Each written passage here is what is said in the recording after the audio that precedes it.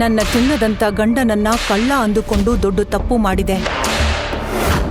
ನಾನ್ ಯಾರನ್ನ ಬಟ್ಟೆ ವಾಶ್ ಮಾಡೋಕೆ, ಶೂ ಚಪ್ಪಲಿ ತಗೊಂಡ್ ಬರೋಕೆ, ಯೂಸ್ಲೆಸ್ ಯಾವುದಕ್ಕೂ ನಾಲಾಯಕೋ ಬಡವ ಮನೆಯಲ್ಲಿ ಸಾಕಿರೋ ನಾಯಿ ಅನ್ಕೊಂಡಿದ್ನೋ ಅವನ ಬಗ್ಗೆ ಸತ್ಯ ಗೊತ್ತಾದಾಗ ನನ್ನ ಜೀವನೇ ನಡಗಿ ಹೋಯ್ತು.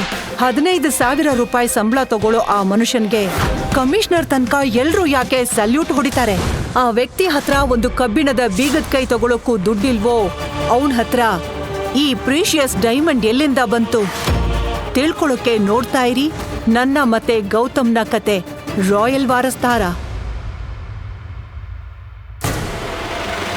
ಅನ್ವಿ, ಏನ್ ಮಾಡ್ತಿದ್ಯಾ? ಅನ್ವಿ, ನಾನ್ ಸತ್ತೋತ್ರ ಏನ್ ಮಾಡ್ತೀಯಾ? ಹೋಗ್ ಸಾಯಿ. ಆದ್ರೆ ಗೌತಮ್, ನನ್ನ ಅಜ್ಜಿ ಬರ್ತಡೆಗೆ ನೀನು 5 ಲಕ್ಷಕ್ಕಿಂತ ಕಡಿಮೆ ಬೆಲೆ ಗಿಫ್ಟ್ ಕೊಟ್ರೆ ನಿನ್ನನ್ನ ಚಿಕ್ಕ ಚಿಕ್ಕ ಪೀಸ್ ಮಾಡಿ ಬೀದಿ ನಾಯಿಗಳಿಗೆ ಹಾಕ್ತೀನಿ.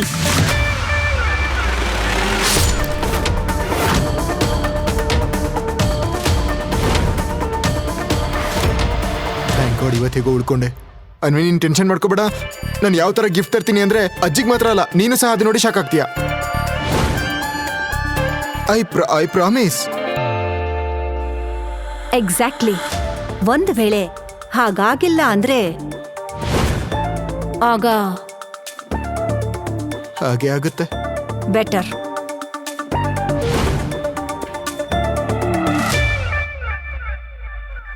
ಕರ್ನಾಟಕದ millionaire business family Rajguru and sons ನ ಮುಖ್ಯಸ್ಥೆ ಗಾಯತ್ರಿ ದೇವಿ ಅವರ ಬರ್ತ್ಡೇ ಸೆಲೆಬ್ರೇಷನ್ ನಡೆಯೋದ್ರಲ್ಲಿತ್ತು. ಸಿಟಿಯ ಎಲ್ಲ ದೊಡ್ಡ ದೊಡ್ಡ ಶ್ರೀಮಂತರು ಈ ಪಾರ್ಟಿಗೆ ಬರೋರಿದ್ರು. ಸೊ ಹಾಗಾಗಿ ಅನ್ವಿತಾ ತನ್ನ ಕಡೆಯಿಂದ ಅಜ್ಜಿ ಕೊಡೋ ಗಿಫ್ಟ್ ತುಂಬಾ ಕಾಸ್ಟ್ಲಿ ಆಗಿರ್ಬೇಕನ್ನೋ ಆಸೆ ಇತ್ತು. ಆದ್ರೆ ಗಾಯತ್ರಿ ದೇವಿ ಮೊಮ್ಮಗಳಾದ ಅನ್ವಿತಾ ತುಂಬಾ ಟೆನ್ಷನ್ ಅಲ್ಲಿದ್ಲು. ಯಾಕಂದ್ರೆ ಅವಳ ತಾತ ಯಾವುದೋ ಒಂದು ರಹಸ್ಯ ಕಾರಣಕ್ಕೆ ಈ ಬಡವ ಗೌತಮ್ ಜೊತೆ ಅವಳಿಗೆ ಮದುವೆ ಮಾಡಿಸಿದ್ರು. ಹಾಗಾಗಿ ಅವಳ ಅಜ್ಜಿ ಅವಳಿಗೆ ಅವಮಾನ ಮಾಡೋ ಒಂದೇ ಒಂದು ಚಾನ್ಸ್ ಕೂಡ ಬಿಟ್ಟಿರಲಿಲ್ಲ.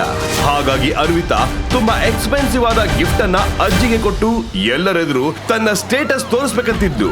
ಗಾಯತ್ರಿ ದೇವಿಗೆ ಗಿಫ್ಟ್ ಕೊಡೋ ಆಲೋಚನೆಯಲ್ಲಿ ಹೋಗ್ತಾ ಇರ್ಬೇಕಾದ್ರೆ ಸಡನ್ ಆಗಿ ಪೊಲೀಸ್ ಟೀಮ್ ಬಂದು ಅವರನ್ನ ಸುತ್ತುವರೆದ್ರು. ಹಿಡ್ಕೊಳ್ಳಿ ಈ ಕಳ್ಳನ್ನ. ಕಳ್ಳನ? ನಾನೇನು ಮಾಡಿಲ್ಲ, ನಾನೇನು ಕದ್ದಿಲ್ಲ. ಹೌದಾ? ನಡಿ. ಇವನೇ ಆ ಕಳ್ಳ.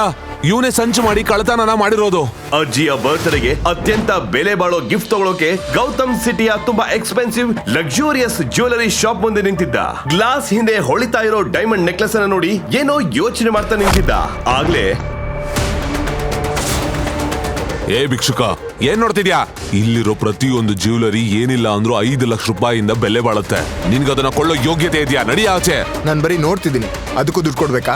ನೋಡೋ ಯೋಗ್ಯತನಾದ್ರೂ ಇದ್ಯಾ? ಹೊರಡೋ ಇಲ್ಲಿಂದ. ನಾನು ಮುಂದೆ ನಿಂತಿದ್ದೆ ಅಷ್ಟೇ, ನಾನೇನು ಕಳ್ತನ ಮಾಡಿಲ್ಲ. ಹೌದಾ? ಪೊಲೀಸ್ ಸ್ಟೇಷನ್ ನಡಿ. ಅಲ್ಲಿ ಎಣ್ಣೆ ಹಚ್ಚಿರೋ ಲಾಟಿ ನಿನ್ನ ಹತ್ರ ಬಾಯ್ ಬಿಡಿಸುತ್ತೆ ನೀನ್ ಹೆಂಗ್ ಕಳ್ತನ ಮಾಡ್ದೆ ಅಂತ. ಹಾಗೆ ಅಷ್ಟು ದೊಡ್ಡ ಹಾರನ ಯಾರು ಕೊಟ್ಟು ಬಂದೆ ಅಂತ. ಅವನನ್ನ ಕರ್ಕೊಂಡು ಹೋಗಿ. ಇನ್ಸ್ಪೆಕ್ಟರ್ ಸರ್, ನೀವು ತಪ್ಪಾಗಿ ಅರ್ಥ ಮಾಡ್ಕೊಂಡಿದ್ದೀರಾ. ನಾನೇನು ಕಳ್ತನ ಮಾಡಿಲ್ಲ ಇನ್ಸ್ಪೆಕ್ಟರ್. ನೀವು ನನ್ನ ಬಗ್ಗೆ ತಪ್ಪು ಅರ್ಥ ಮಾಡ್ಕೊಂಡಿದ್ದೀರಾ. ನಾನೇನು ತಪ್ಪು ಮಾಡಿಲ್ಲ. ನೀವು ನನ್ನ ಮಾತು ಕೇಳಿ. ಪೊಲೀಸ್ ಗೌತಮ್ನನ್ನ ಪೊಲೀಸ್ ಸ್ಟೇಷನ್ಗೆ ಕರ್ಕೊಂಡು ಹೋದ್ರು. ನನ್ನ ಬಿಡಿ, ನನ್ನ ಯಾಕೆ ಹೀಗೆ ಇಟ್ಕೊಂಡಿದ್ದೀರಾ? ಬಿಡಿ. ನೀವು ತಪ್ಪು ಮಾಡ್ತಿದ್ದೀರಾ ಸರ್. ಒಳಗಡೆ ಹೋಗಿ ಸೈಲೆಂಟ್ ಆಗಿ ಕುತ್ಕೋ, ಇಲ್ಲ ಅಂದ್ರೆ ಬಾರಿಸ್ತೀನಿ ನೋಡು. ಕೇಳಿಸ್ಕೋ, ಆ ಮೂಲೆಯಲ್ಲಿ ಕುತ್ಕೋಬೇಡ. ನಿನ್ನಂತ ಒಬ್ಬ ಕಳ್ಳನ್ನ ಅಲ್ಲಿ ಹೆಂಗ್ ಹೊಡೆದಿದ್ದೆ ಅಂದ್ರೆ ಅವನಲ್ಲೇ ಕುಸ್ತೋದ. ಇನ್ಸ್ಪೆಕ್ಟರ್ ಸರ್, ನೀವು ತಪ್ಪಾಗಿ ಅರ್ಥ ಮಾಡ್ಕೊಂಡಿದ್ದೀರಾ. ನಾನು ಕಳ್ಳ ಅಲ್ಲ, ನಾನು ಅನ್ವಿತಾ ರಾಜ್ಗುರು ಗಂಡ.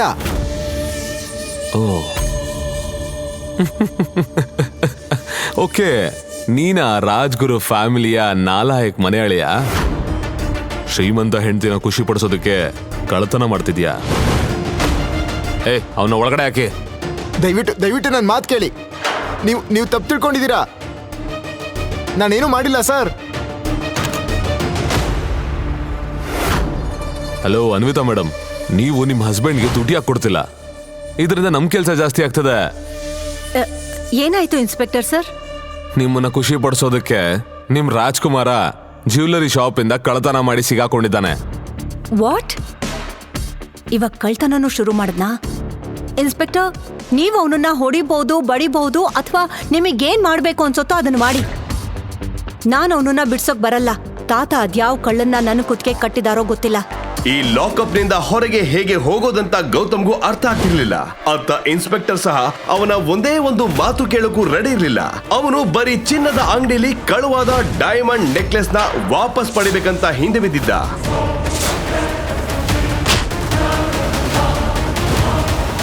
ಈಗಲೇ ಡೌನ್ಲೋಡ್ ಮಾಡಿ ಕೇಳಿ ರಾಯಲ್ ವಾರಸ್ದಾರ ಕೇವಲ ಪಾಕೆಟ್ ಎಫ್ಎಂ ನಲ್ಲಿ.